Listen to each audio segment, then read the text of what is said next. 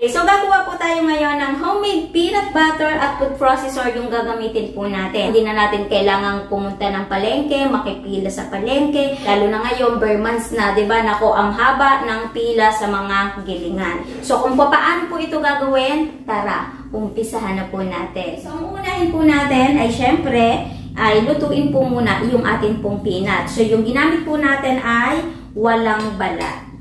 Ilagay na po natin yung ating peanut. So, ito, hinugasan na po natin ha. And then, pinatiktikan na din po natin. Pwede na din po natin ilagay yung ating oil.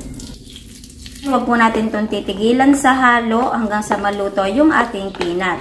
So, hahaluin lamang po natin ito hanggang sa maluto. So, kapag 10 minutes na, pwede na po natin tikman itong ating pong peanut. Kapag malutong na, lasang luto na, so pwede na po natin patayin yung apoy. So, estimate, niluto po natin ito ng 10 minutes. Kung maglalagay po tayo ng margarine, so dito sa puntong ito, pagkahango natin, pwede na po nating isama para nag-melt na siya. Pero ito naman po ay optional, pwedeng hindi na maglagay ng margarine. Pero syempre, dagdag flavor din po ito dun sa atin pong peanut butter. So ngayon, iintayin lamang po natin itong lumamig and then magbabalik po tayo. So kapag feeling nyo po, malamig na po itong ating peanut na niluto. So ngayon, ready na po natin itong gilingin. Gamit po yung ating food processor na na-order ko po online. So nung nagawa tayo ng chili oil, so ito din po yung ginamit po natin. Nasubo ko na po ito sa talas. So, huhugasan lamang po natin ng mabuti. Kung chili oil po, yung huli po natin gagamitin. Ilagay na po natin itong ating mga peanut. Dahil napino na siya, ngayon ilalagay na po natin yung ibang ingredients. So, ilagay na natin yung ating sugar. Yung paglalagay po ng ating milk, ito naman po ay optional. So, dahil meron naman tayong gatas dito sa bahay, so lagyan na din po natin. And then, iodized salt, pambalanse ng tamis. Paikutin ulit natin ng mag-mix yung ating pong mga ingredients. At dun sa huling ingredients natin, pero ito naman po ay optional. So, maglalagay po ako ng 1/4 cup ng oil. So, doon tayo kukuha ng oil sa pinagprituhan po natin para sigurado natatagal po yung ating shelf life kasi ito po ay naluto na. Gigilingin ko lamang po ito hanggang sa tingin ko ay peanut butter na siya. Hindi po natin kailangan to na dire-diretso po natin gigilingin kasi mangangainit po yung ating pong food processor.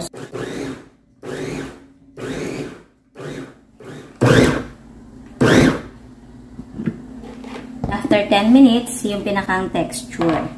So, ayan, medyo nag-oil-oil na siya. So, hindi pa siya pino. Titingnan natin kung hanggang saan yung ipipino po nito. Kapag gagawin nyo to, kailangan nyo talagang i-spread sa mga gilid-gilid para makasama, diba, yung mga nasa gilid. So, tiyagaan ang paggagawa po dito gamit ang food processor. Kasi, hindi po natin mabibigla yung food processor na ginagamit po natin kasi baka po mga init. Pero nakikita na naman tayo ng magandang resulta. Okay. So, mamaya, babalitaan ko po kayo ulit.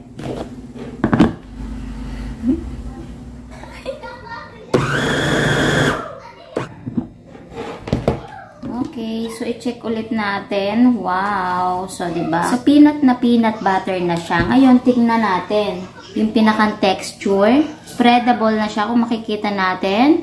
Pero, may konti pa siyang butil-butil. Ngayon, paiikutin ko pa to ng ilang ikot. Titingnan ko kung kaya ba siyang ma-achieve yung pino na tulad nung sa gilingan.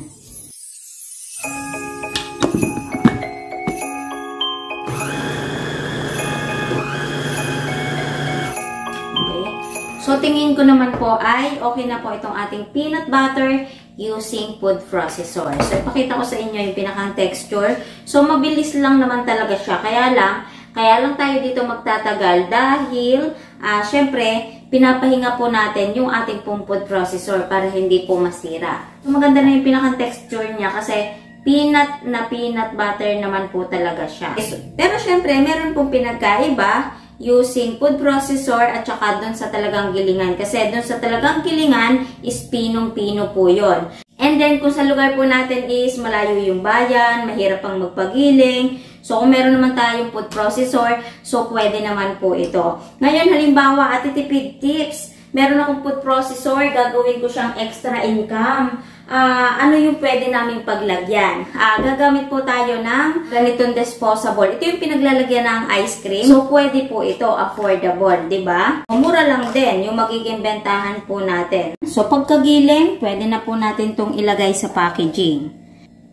Okay, so, di ba, dun sa kalahating kilo is naka 9 pieces tayo na may tumitimbang na 90 grams. Tikman na natin siya. Spreadable din siya.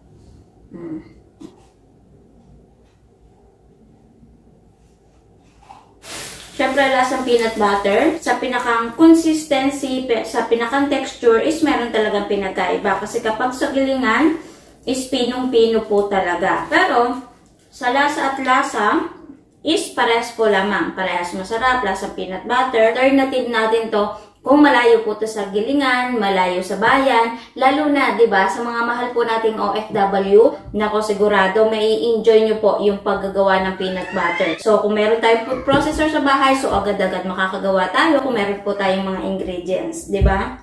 So, kung gusto nyo pong mapanood yung pinakang tutorial talaga na pang negosyo na peanut butter, ano yung pinagkaiba ng may balat at saka walang balat, yung may gatas at saka walang gatas. Maglalagay po ako ng link sa description para mapanood nyo po ang full video po ng paggagawa po ng peanut butter. Kung hindi naman maselan sa lugar po natin at talagang gusto po natin siyang negosyohin, is pwede rin po. Pwede nating ilagay sa mga maliliit na cup. And then, magkano po ang magiging bentahan Ate Tipid Tips kapag ganyang nakalagay sa maliit na cup. So ngayon, bigyan ko po kayo ng mabilisang costing po natin. So yung costing na gagawin po natin ha, magko-costing pa rin po kayo sa inyo kasi iba't iba tayo ng lugar, iba't ibang presyo yung mabibili po natin. So sa kalahating kilo po ng mani, 60 pesos. Sugar at asin, pagsamahin na, 12 pesos.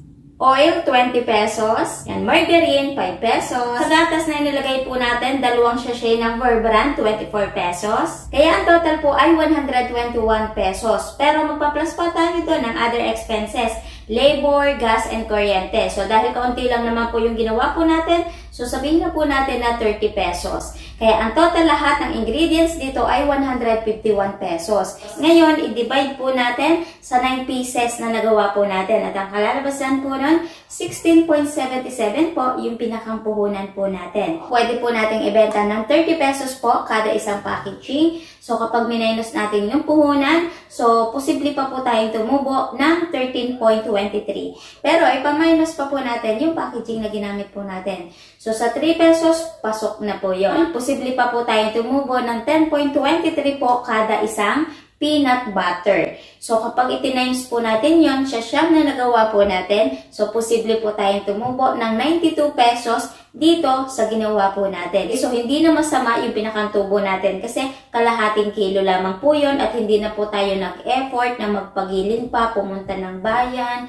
diba? Hindi na tayo namasahe. Basta tsatsagain lamang po natin na maggiling gamit po ang food processor kasi hindi dire-diretso nga po yung paggiling dito. Diba? So, sana, bago po ulit nagtapos yung video natin, meron po ulit akong maibigay ng magandang idea po sa inyo sa paggagawa po ng peanut butter. Okay? So, kita-kits na lamang po ulit sa mga next video po natin. Bye-bye!